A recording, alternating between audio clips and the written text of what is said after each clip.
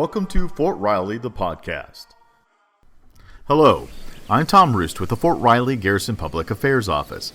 Today I'm talking to Fort Riley supervisory biologist Derek Moon about the iSportsman program, conservation, and a little bit about what he loves about working on Fort Riley. iSportsman was a program designed by a company from North Carolina to help military installations. It was actually designed for military installations to track their recreationists, people coming and going out of the woods, and we use it for multiple reasons. Safety, tracking who's out there in case somebody gets hurt and doesn't come back. We know they're out there, kind of have a rough idea where they're at, and can go find them. We also use it as an information portal. I mean, we have all of our hunting regulations, our fact sheets, everything. All the information is on the web page that you would need to help you navigate any sort of recreational activities on Fort Riley. We update those.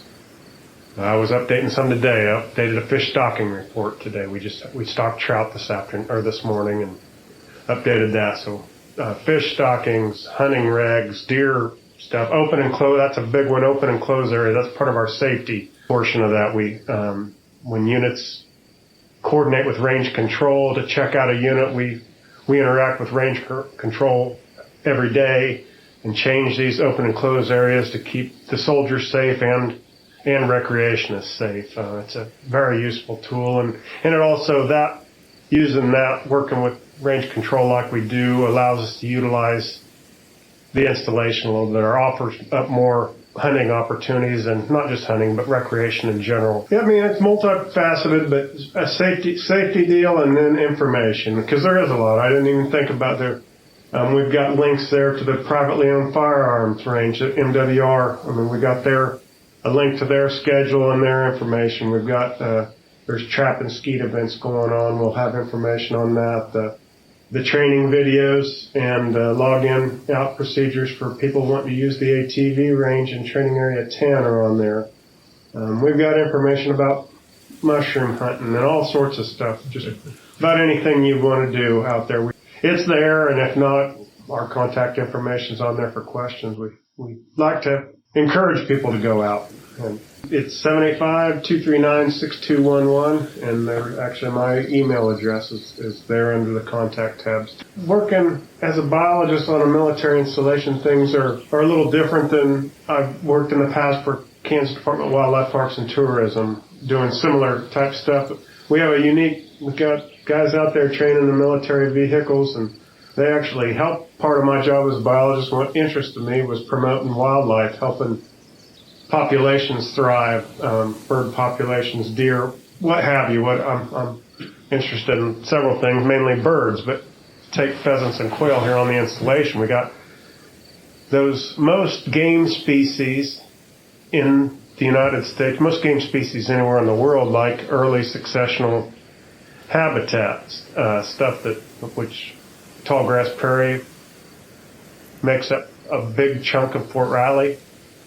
That's the birds thrive in that early successional grasslands and stuff. And then we got these tanks. What do out you mean there. by successional grass? Well, instead of if we didn't burn this prairie and we didn't manage this prairie in the way that we're doing, it would eventually all turn into timber and forest. Mm-hmm. So, but the tanks and the vehicle training that goes on out here keeps things knocking back. They keep trees from growing. They start wildfires, and which we're out there burning. Most of my crew's out there burning right now to help promote this early successional stuff, which animals like quail and pheasant, well, more so quail than pheasants, but quail, prairie chickens, some of these native grassland birds really thrive in that stuff, and they need those sunflowers that pop up when the ground is disturbed, and that type of stuff provides food and shelter, for quail broods running up and down the tank ruts where the sunflowers are growing.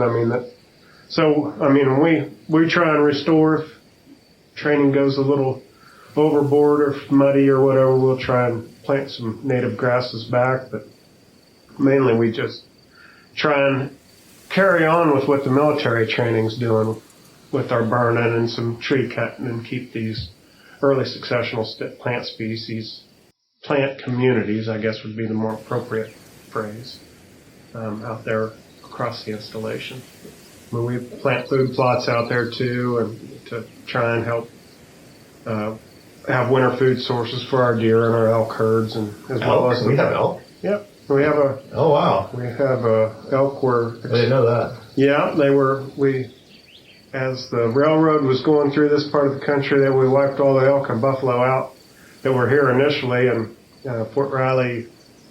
Oh, I don't remember, 83, 85, somewhere in mid 80s.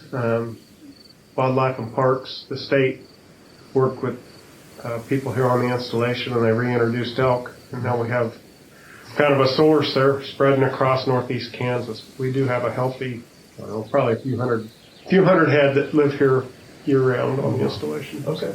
Yeah, we have for this part of the world, greater prairie chicken is kind of a flagship species, pretty neat bird species. We have a healthy population of prairie chickens, stable. What kind of brought you to here? What do you enjoy about this position?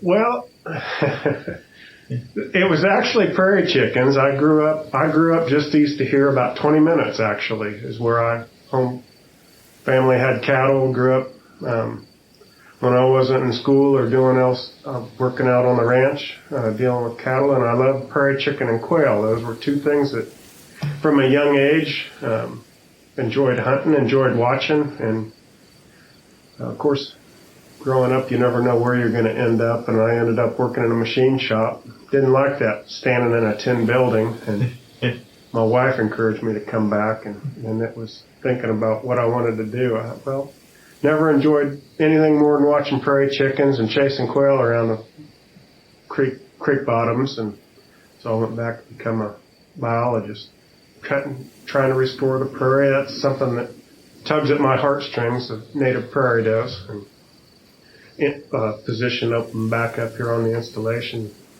quite a few years ago now, and I came back, and I love Fort Riley. I love it's a very unique environment. Some neat people, awesome people out here. Like helping the soldiers and working with the soldiers. It's very rewarding. So, get to be outside counting birds and all that's a bonus too. But Fort Riley's a neat place. To visit iSportsman and to register, go to fortriley.isportsman.net. There you'll find everything we talked about today, including maps, recreational info, activities, support, and how to set up your account. Thank you for listening to the Fort Riley Podcast.